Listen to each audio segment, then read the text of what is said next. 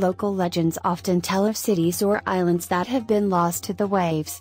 Nowadays we are skeptical of these tales, but some of them really happened. In one cataclysmic night, the gods sent a battalion of fire and earthquakes so intense that the utopian kingdom of Atlantis sank deep into the ocean, never to be found again, so tells Plato's infamous myth, which has captivated audiences for more than 2,300 years. Many people have subsequently floated theories about exactly where Atlantis was, in the Mediterranean, off the coast of Spain, even under Antarctica. A popular idea is that the Atlantis myth is associated with the fate of Thera, now the Greek island of Santorini, which was partly destroyed by a volcanic eruption about 3,600 years ago. But many, if not most, scientists think we will never tie Atlantis to a real location. "I don't think there's any question that the story of Atlantis is a myth," says Patrick Nunn, a geologist at the University of the Sunshine Coast in Queensland, Australia. But Atlantis is not the only legend of a sunken city.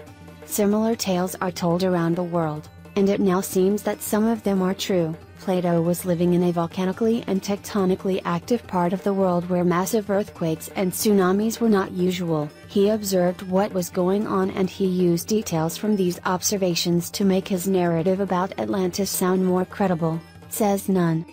But, I think, there's no way that we could consider Atlantis as a particular place. Despite Nunn's skepticism about this ill-fated kingdom, he is one of a growing band of geologists who have begun to take an interest in similar myths in the belief that some really can shed light on ancient geological events. In 1966, the scientist Dorothy Vitaliano coined a name for the discipline, geomythology. It is, she said, the science of seeking to find the real geological event underlying a myth or legend to which it has given rise. These myths provide a window upon those events that can be recovered, retrieved and even dated.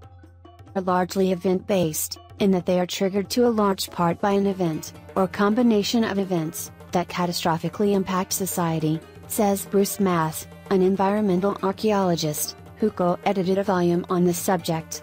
Then these myths provide a window upon those events that can be recovered, retrieved and even dated. A close inspection of such geomyths has revealed valuable information. A date for the most recent eruption of the volcano Nabukelavu in Fiji, for example. And scientists have no shortage of myths, or geological events, to ponder. Stories of volcanoes and earthquakes abound, as do tales of catastrophic floods and lands submerged under the sea. When Nunn heard the story of another lost island, Tiona in the Solomon Islands of the South Pacific, he was instantly intrigued. It was high land, it wasn't a low atoll or a reef island just made of sand that could be easily washed away, Nunn says.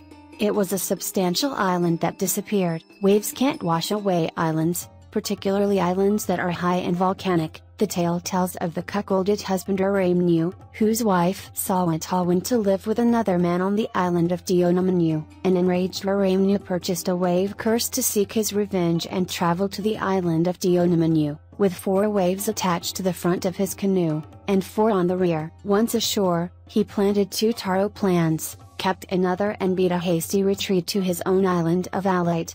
The curse stated that when the leaves sprouted on his taro plant, the onslaught would start. On that day, Raimnu watched from a mountaintop as the 8 waves surged on Dionamanyu, one by one, until it sank, never to be seen again. Nunn interprets the waves and the story as a description of a tsunami train. Many tsunamis consist of a series of waves. But of course, waves can't wash away islands, particularly islands that are high and volcanic. Nunn says it was actually a seafloor earthquake that geologists believe took the island, which had always teetered on the edge of a steep, undersea slope. Once the tremor shook the foundations, a large landslide carried Dionamanyu underwater, which likely generated a tsunami train in the process. Entire islands could disappear. For the people that survived, and lived to tell, and retell, the tale, the waves and the island's destruction are inextricably linked. So you actually get the island subsiding, or sinking, abruptly at the same time as the waves are generated, Nunn says.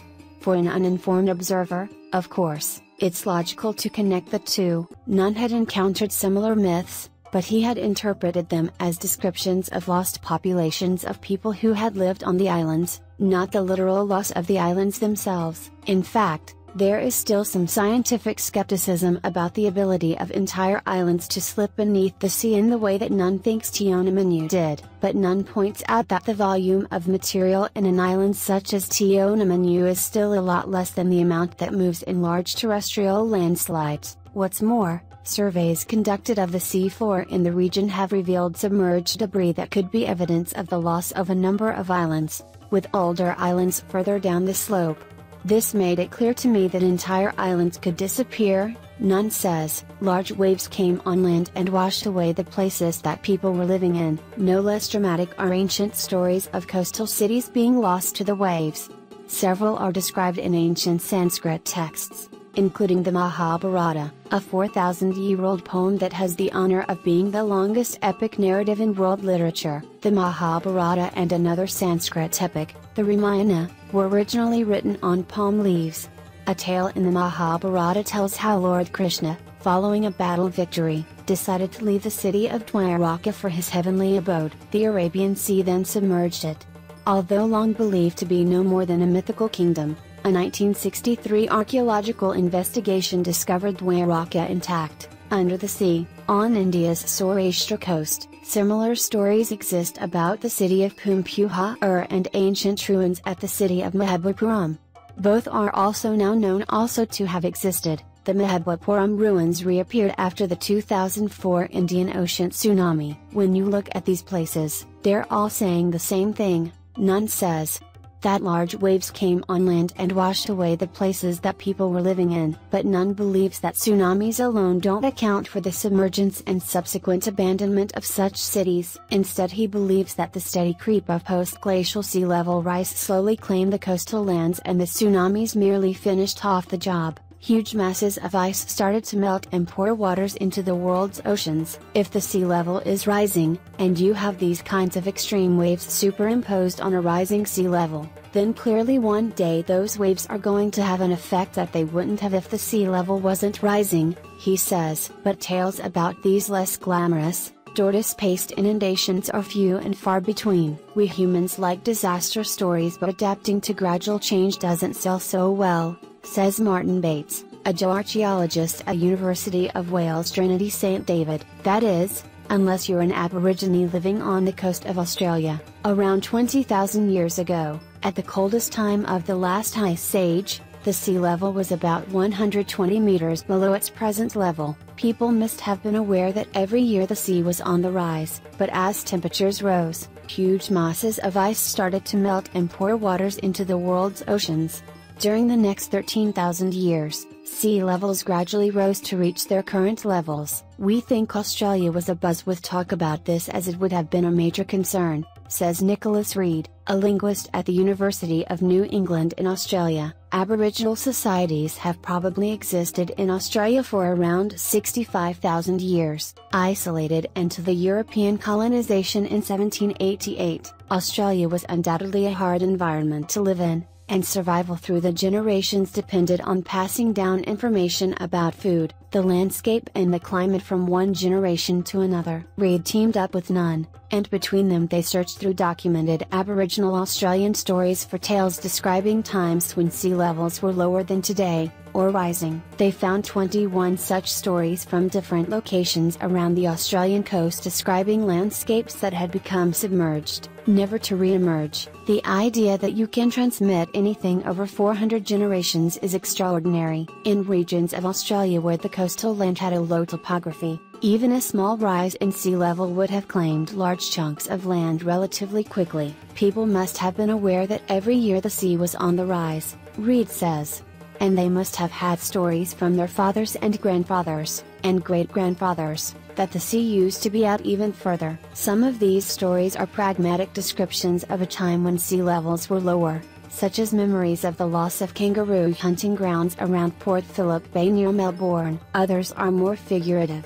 In one such story, an ancestral character, Ngurunderi, chased his wives who attempted to flee to Kangaroo Island on foot. In his anger, Ngurunderi summoned the seas to rise, separating the island from the mainland and turning the women into rocks that now jut out of the water. By connecting each story with the specific geological event it describes, the researchers believed they could date some of the narratives as between 7,000 and 10,000 years old. If you are talking about 10,000 years, you are really talking about 300 to 400 generations, Reed says. The idea that you can transmit anything over 400 generations is extraordinary. Scientists have previously thought that the accuracy of such stories could not persist for much more than 800 years without being written down. But Reed believes a key feature of indigenous storytelling culture, a cross-generational cross-checking process, could explain the story's endurance through the millennia. In this process, a father will pass down the story to his children, and their nephews and nieces are responsible for ensuring the children know those stories correctly. If we don't collect these narratives in the next 20 years or so, then they will completely disappear. This mechanism constitutes a scaffolding across generations that makes the replication of storytelling with high degrees of accuracy possible, Reed says. Researchers believe that the sheer isolation of Australia may also have played into the story's ability to survive intact. In terms of the movement of people, Australia has been a stable continent, and there have been no invading armies. These stories do describe a time when the sea came up, inundated the continental shelf so that people lost land that they had previously lived on, Reed says. These stories are the responses to that, and they are still being told in 2015. But whether stories that have endured for 7,000 years or more will continue to be told is an issue that concerns none. In Aboriginal and Pacific Island communities, some members of the younger generation are not learning their native languages, and they are less interested in cultural traditions.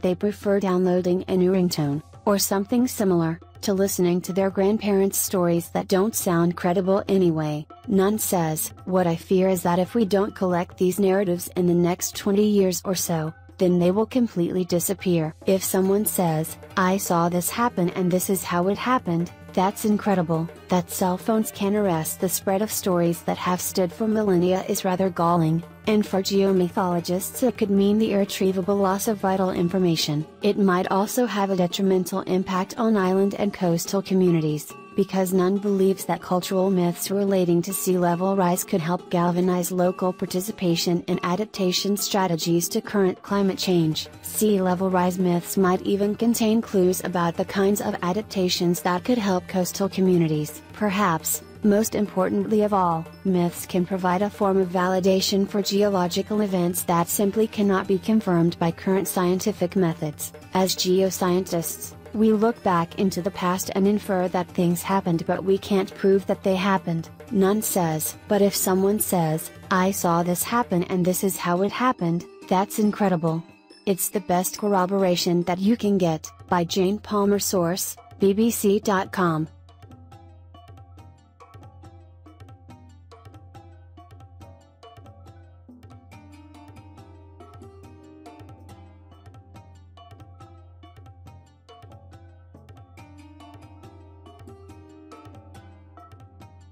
Thank you for watching videos on my channel. If you click like and share. Do not forget to click subscribe to the latest update of my videos.